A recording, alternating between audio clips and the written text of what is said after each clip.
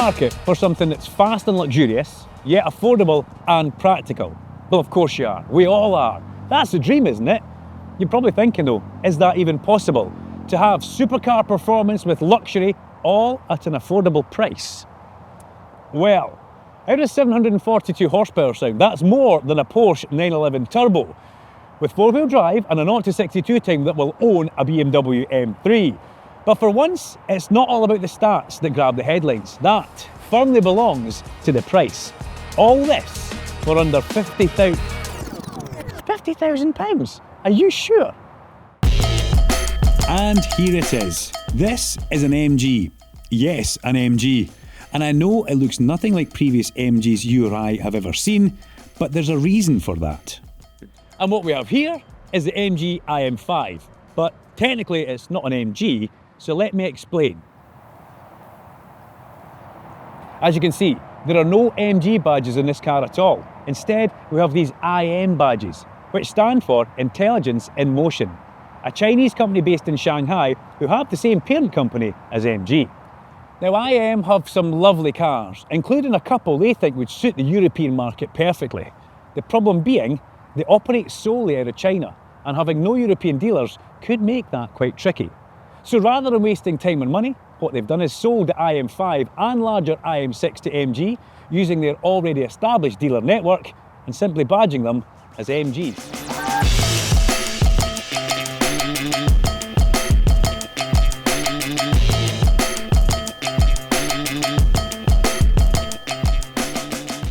Bringing IM over to the European and UK markets, is this a step in the right direction for MG?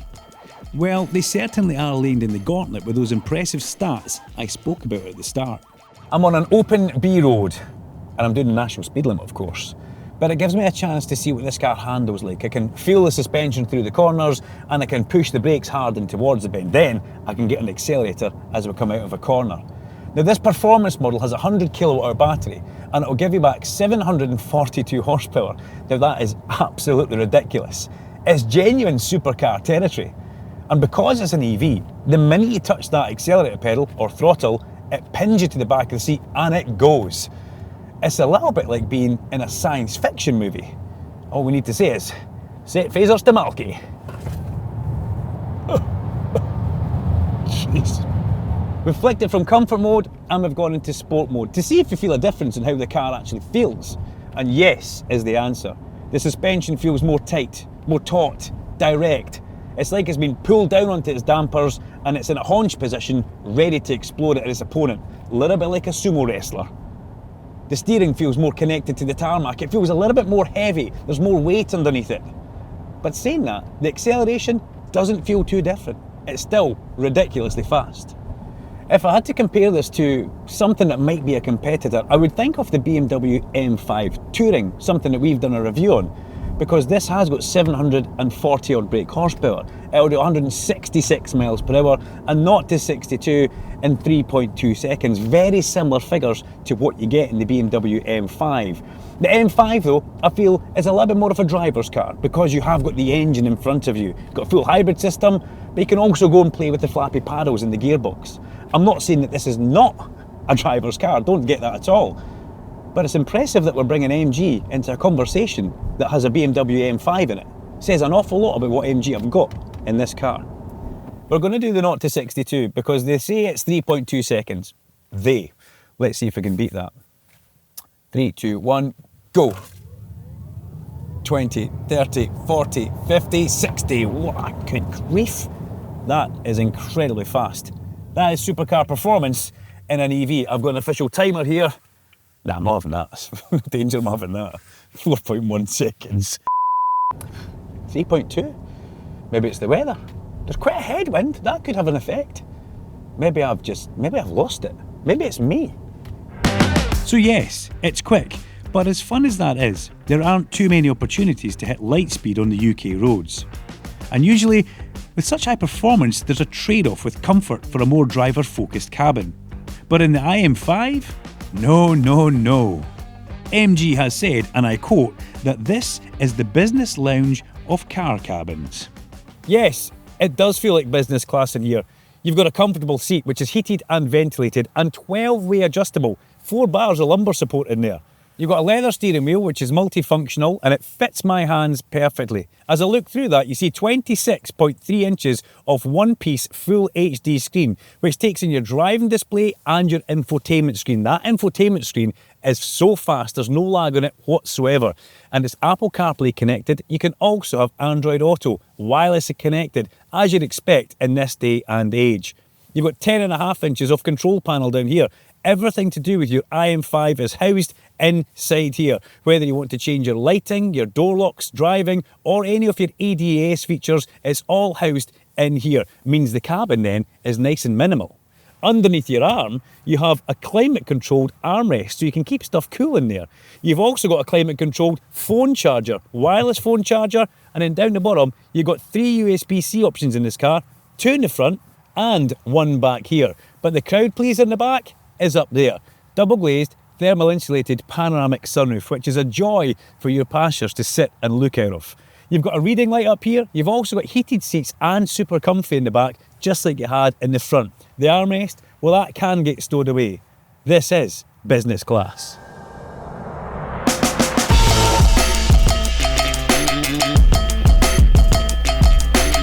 Well, here we are, once again, out driving on the road and going to see what the car feels like for basically everyday use. We're in a town area.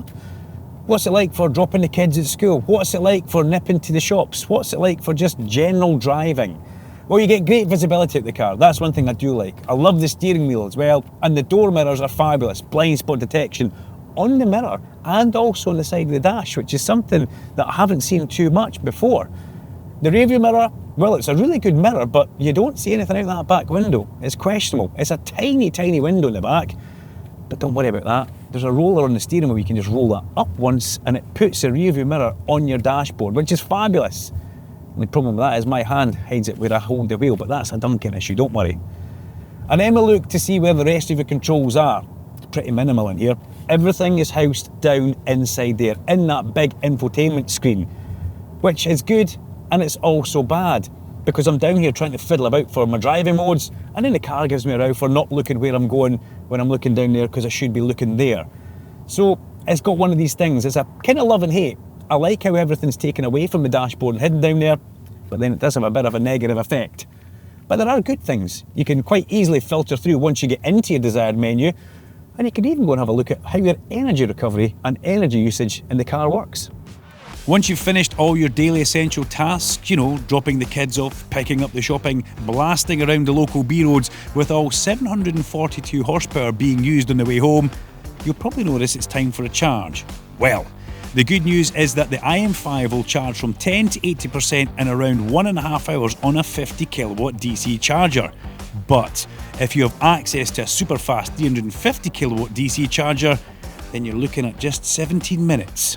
But let's talk about pricing, because it's not all about luxury and performance, it's about affordability as well.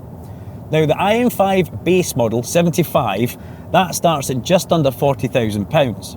We then have the 100 long range version, which starts at just under £45,000. And then the one we're in, the performance, the top of the range, and that comes in at just under £49,000.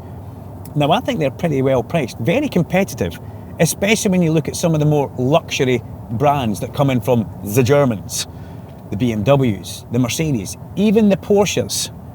This is an MG though, so it has a completely different client base, and that's something for you to take into consideration. And it also comes with a pretty tasty warranty. You have 7 years or 80,000 miles, or 8 years and 100,000 miles on the battery. And if that's not enough, here's something else. Check this out. Cars are coming out now with all kind of party modes and tricks that you thought you never actually needed. What about this one? This is crab mode, where you can push a button and instead of driving forwards, we'll kind of drive sideways, or maybe that way, or maybe even backwards. Let's see how it goes. I'm a bit nervous here. Let's put it in drive. This is quite bizarre. You've just got to put little bits of steering lock on. When you put too much on, the car actually does turn, and your little gauge tells you put too much on, but the wheel's going yellow. So let's go forwards again. Let's just head gently over there. I feel like a rally driver in a four-wheel drift. This is definitely one that the kids will love. Dads, you'll look mega. Oh, look at that, I've got a wobble going. And stop. I mean, come on, that was pretty clawsome, don't you think? As I said earlier on, they're coming out with so many cool things on cars these days. That feature adds just a little pinch of something. But enough of that. I need to tell you where you can find this car and see it up close and personal. And that, of course, is at Arnold Clark. At Arnold Clark, we have over 20,000 new and used cars for you to look at, and you can be sure that you'll get the best deal guarantee.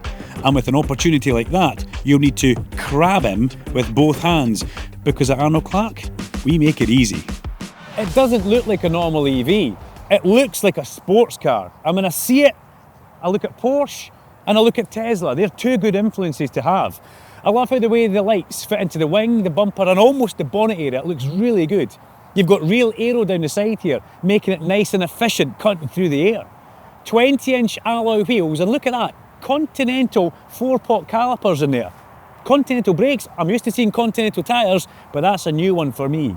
It's smooth down the side, it's modern, and it's not intimidating. Around to the back, nice and clean, not trying to be something it's not. That looks like the back of a Porsche, but it's maybe also a historical nod to a Saab. It's almost like a ducktail there. Flicks up, I love the light bar, that's good. And the back almost looks like the front. Instead of having aero though, you've got some reflectors. Inside the boot, 457 litres of boot space. We can get all our filming gear in there. If you put the seats down, I don't think you ever will, you're just shy of 1,300 litres. Well, there we have it. An MG that's left me completely speechless in a positive way. I didn't think that that was possible, but it's happened. Congratulations. When I look at the styling of it, it's everything I like. It reminds me of Porsche, it reminds me of Tesla. It's got good influences, good strong influences. It's also priced accordingly.